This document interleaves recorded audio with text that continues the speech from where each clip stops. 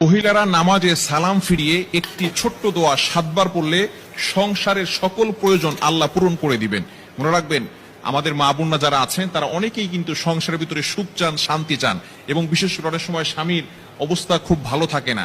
স্বামী দেখা যাচ্ছে অনেক কষ্ট করছে, কিন্তু সংসারে কোনো উন্নতি করতে পারছে না, ডেভেলপ করতে পারছে না। এই জন্য মহিলারা বিশেষ করে যারা আছেন তারা কিন্তু ঘরের ভিতরে অনেক সময় পান, নামাজ পড়ার একটু সময় পান, নামাজের পরে একটু আমল করার সময় পান। যেহেতু পুরুষরা বাহিরে থাকে, সকালবেলা বের হয় আর অনেক রাত্রে চলে আসে, এবং বিশেষ করে অনেক কষ্ট তারা বাহিরে করে থাকেন।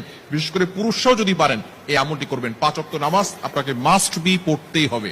যদি আপনি সংসারের ভিতরে সুখ চান, শান্তি চান এবং প্রয়োজন হাজত গুলো পূরণ করতে চান, তাহলে অবশ্যই 5 ওয়াক্ত নামাজ আপনাকে মাস্ট বি পড়তে হবে। নামাজ ছাড়া আপনি সংসারের ভিতরে কখনো কোশ্চিনকালেও আপনি কিন্তু সুখ এবং শান্তি আনতে পারবেন না। একটু বলেন তো, সুখের মালিক কে? হ্যাঁ, সুখের মালিক হচ্ছেন আল্লাহ। তো ওই আল্লাহকে আপনি অখুশি করে কখন আপনার সংসারে সুখ আনতে পারবেন না। একমাত্র কাজ হচ্ছে নামাজ পড়া। নামাজ 5 ওয়াক্ত নামাজের পরেই এই ছোট্ট দোয়াটি পড়তে হবে। দোয়াটি হচ্ছে ইয়া কাদিয়াল হাজাত, ইয়া কাদিয়াল হাজাত। আপনি নামাজে সালাম ফিরানোর পরে 5 ওয়াক্ত নামাজ আপনাকে পড়তে হবে।